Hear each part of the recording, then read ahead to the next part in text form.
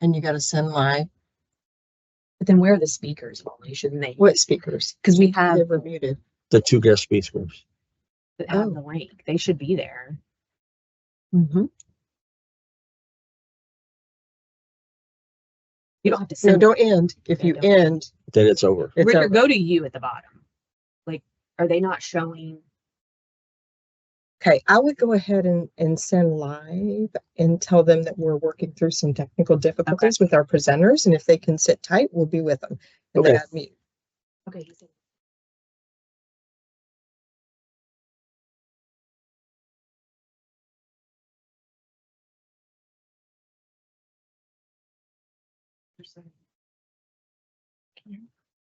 It's working now. Okay. They can hear you.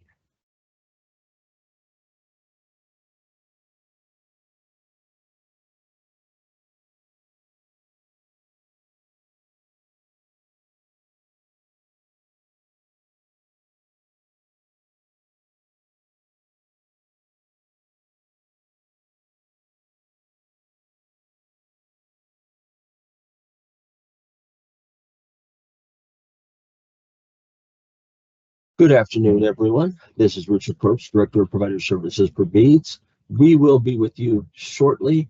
We are working through some technical issues and we'll be with you as quickly as we can. Thank you.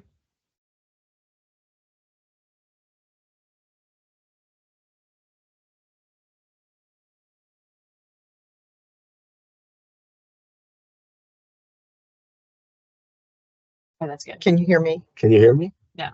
No, I'm hearing what he said. He's delayed. You just hit me. Oh gosh, I'm sorry. I was trying to turn your mic closer to your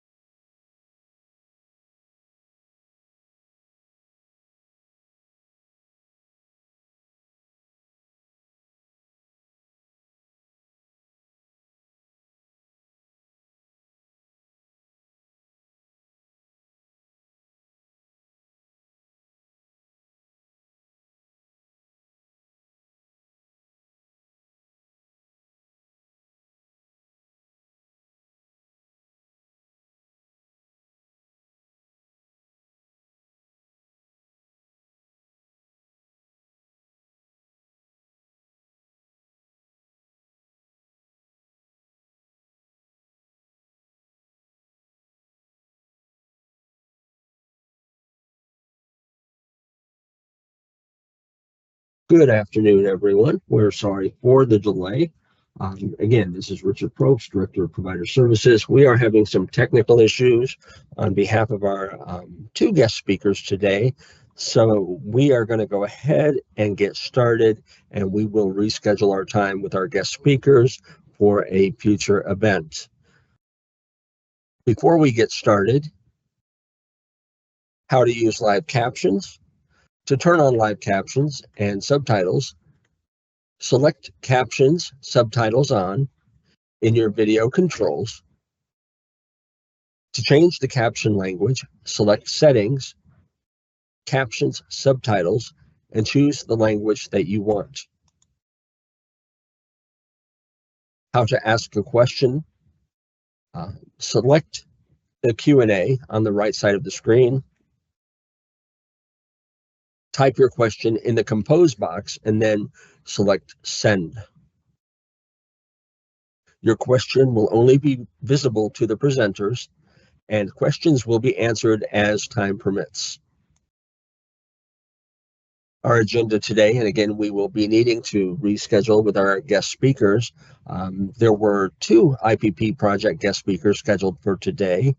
Madison Wood Gonzalez from Morning Light Incorporated, and also Sarah Vanderzee McKinney from Stonebelt Arc. And again, we will schedule them for a future webinar. Also, we will have some provider updates for all HCBS waiver providers. Also for health and wellness and traumatic brain injury waiver providers. And also for the CIH, or Community Integrated and Habilitation and Family Support waiver providers. Also, we will have a future webinar topics invitation. We will move forward through the innovation pilot projects. Again, this will be covered in a future event. So let's move forward here. I know she's emailing. I'm gonna just, to tell them that we're.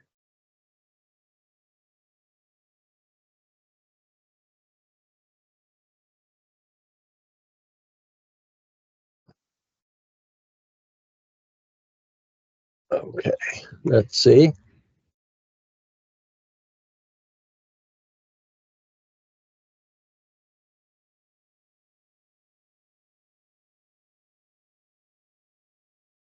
And the second speaker, we will also reschedule for a future webinar.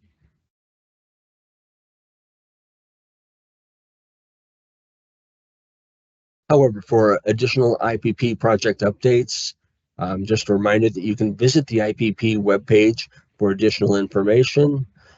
Follow Beads on Facebook for regular updates. Subscribe to DDRS updates, and email beads.help@fssa.in.gov if you have questions or thoughts. Okay, provider updates for all providers. A note regarding incident reporting. We have seen an increase in incident reports related to positive COVID tests. As a reminder, effective November 11th, 2023, an incident report is no longer required for an individual who tests positive for COVID. A note regarding HCBS settings rule.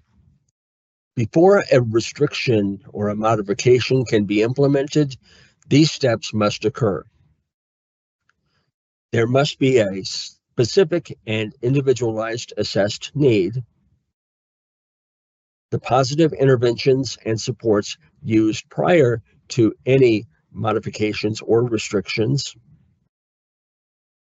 There must be documentation of less intrusive methods of meeting the need that have been tried but did not work. There needs to be a clear description of the condition that is directly proportionate to the specific assessed need. There needs to be a regular collection and review of data to measure the ongoing effectiveness of the modification. There needs to be an established time limits for periodic reviews to determine if the modification is still necessary or if it can be terminated. There does need to be informed consent of the individual and an assurance that interventions and supports will cause no harm to the individual. It's also important to note that staffing levels can be considered a restriction or modification and should be individualized. Some provider updates for the health and wellness and TBI providers. Some discussion around services and supports. A reminder that everyone exists within the context of family and community, that we incorporate into that traditional long-term services and supports, and should be considering integrated services and supports within context of the person, the family, and their community. For service planning, waiver services should complement and/or supplement support from families and communities, Medicaid state plan services, and other federal, state, and local public programs to assist individuals to live in their communities and to avoid institutionalization. That means that when teams are supporting the individual to identify what goals would help them reach their best life, waiver services should not be the first or only resource that teams consider when looking to address the needs of individuals and families. Examples of questions for teams that could assist in planning. What does the individual want to help live their best life? What supports are in place and where are the gaps? What other supports can we help the individual access to meet their needs? And how would we support the individual if waiver services went away?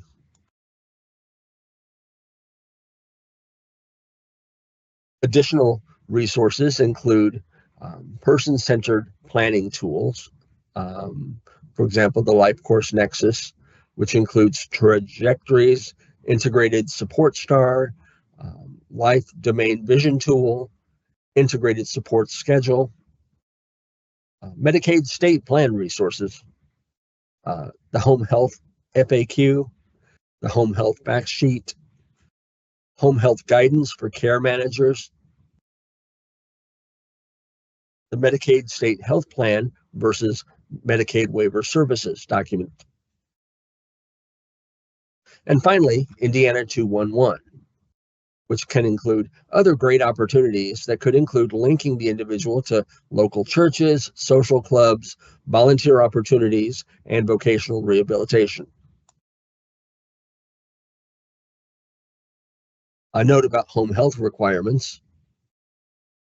Guidance was created and posted to the Medicaid Strategies webpage in early July. This guidance provided clear documentation and expectations for care managers when documenting the individual's status toward obtaining home health when applicable. Home health agencies have rejected the home health referral or can't find a home health provider.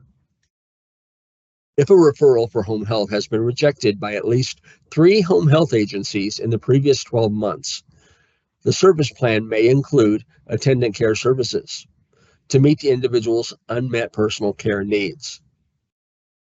As the CM, you should work with the individual and family to identify the individual's unmet personal care needs and request an appropriate amount of attendant care hours on the service plan.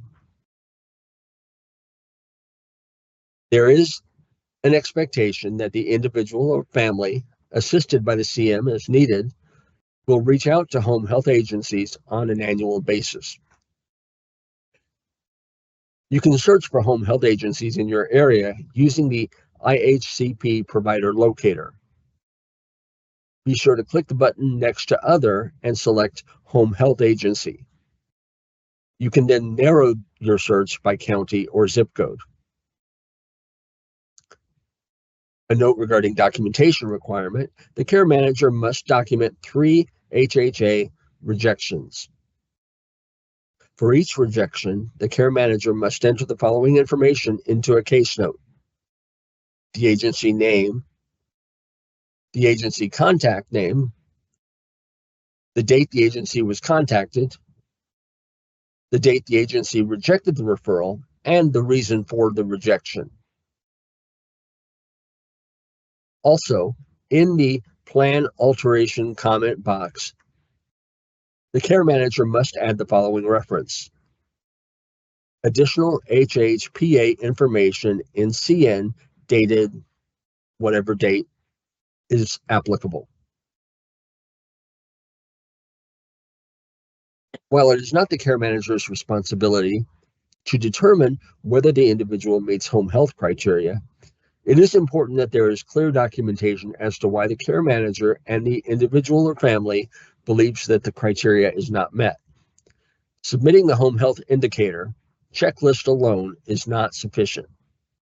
Note, preference for a preferred paid caregiver does not remove the requirement to seek home health. Some service definition reminders.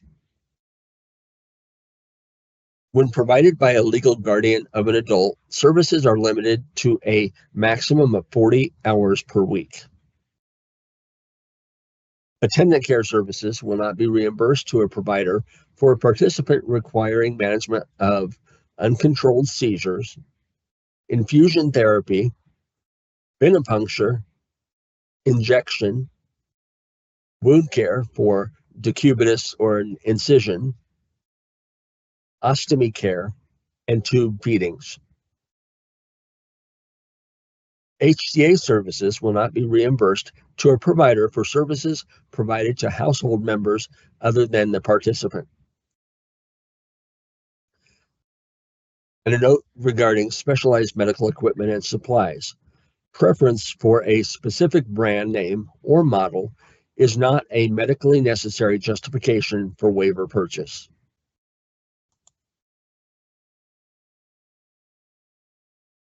A note regarding some notes regarding annual service planning and extensions. Annual service plans need to be submitted with enough time for the initial review and take into consideration the time for possible requests for information. When an annual service plan is unable to be authorized before the previous service plan expires, an extension service plan is automatically created and authorized for all providers except care management. This means that providers should continue to provide the support to the individual that was authorized the last month of the previous service plan. It is the care manager's responsibility to ensure that they are submitting service plans that are compliant with the applicable service definition, that they adhere to all local and federal codes, and provide the information requested by the Bureau of Disability Services, or BEADS, in order for BEADS to authorize a service plan. Once the annual service plan is authorized, the care management organization can then request to be added to the last extension.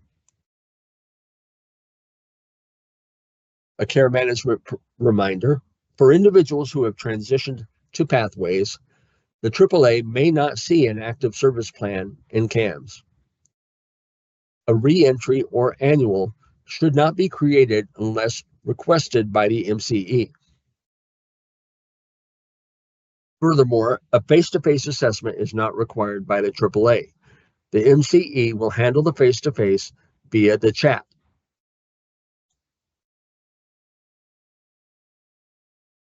Some updates for providers of CIH and FSW. Regarding behavioral support plans. Behavioral support plans should contain the following: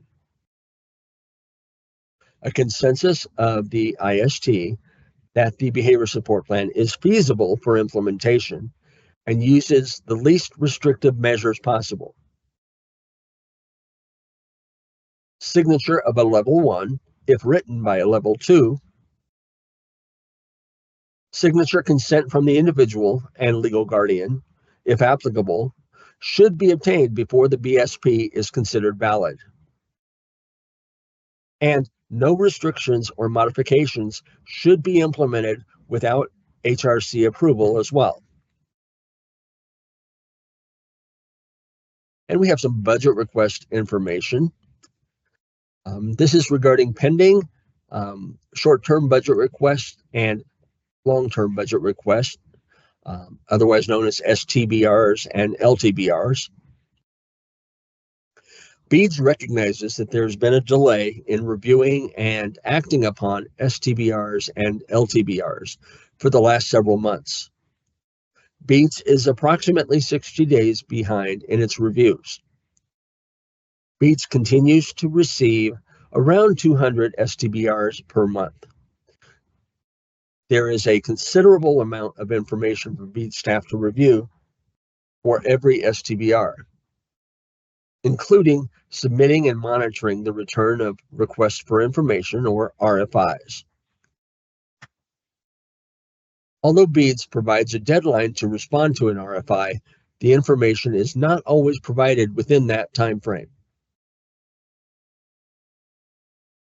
Also a reminder, RFIs should not be necessary, as all information should be provided with the initial STBR or LTBR submission. If the CMO or provider receives an RFI, please ensure that it's responded to with the requested information and/or clarification. This requires frequent monitoring of the individual's profile in the BEADS portal. And we really want to note that if an STBR or an LTBR has been RFI'd twice and the information has not been provided by the CMO or provider after the second RFI, it will be denied. Also, appeal rights will be provided with all STBR, LTBR denials. If providers are following up with the CMO, including escalation to CM supervisor or CMO quality assurance compliance, and are not receiving a response about an STBR or an LTBR, you are encouraged to email beads.help@fssa.in.gov, and BEADS can address that issue. There have been several instances of an STBR submitted to the CM supervisor, and the STBR sits for weeks, even months. CM supervisors must review budget requests in a timely manner. A justification for any late submission must be noted in the comments section. And that was previously covered in the July 25th and August 22nd Case Manager, Care Manager Provider webinar slides. So you can refer back to those for that information. Another reminder that to be considered timely, the STBR must have a status of submit to central office within 45 days. A team meeting or discussion and appropriate linked case note must also be completed prior to the STBR submission. Another reminder, both providers and CMOs can view the status of an STBR, LTBR in the portal. If needed, a provider or CMO can email beads.help@fssa.in.gov to inquire about pending STBRs that have not been acted upon within more than 60 days. Please do not submit a JIRA ticket. And finally, again, we do invite your ideas for future provider webinars, topic ideas, subject matter, questions. Odds are, if you have a question or if you're curious about a topic, so is someone else. So we'd love to hear from you. The BEADS Provider Webinar primarily offers an opportunity for BEADS to share current news, updates, and to offer brief training opportunities. We do want to hear your ideas about additional webinar topics that would be helpful to you across the health and wellness, TBI, CIH, or FSW waivers. This webinar is a monthly opportunity to discuss updates and issues impacting Indiana's HCBS waiver providers and other providers of services administered by BEADS. You can share your topic ideas at BEADS Provider Services at fssa.in.gov. And as a reminder, this webinar, including the PowerPoint and the video, will be posted on the DDRS website in the near future. We know that there has been a slight delay in that happening, and are working with the communications team to get these posted so that you can refer to these resources time and again when you need them in the future. We realize that today's webinar is an abbreviated webinar because we were unable to present the two guest speakers. And again, we will schedule them in the near future. We will also review your questions and look for ways to address them also in the future as well. We thank you for joining us today for today's Provider Care Manager and Case Manager webinar, and we will see you again next month. Thank you.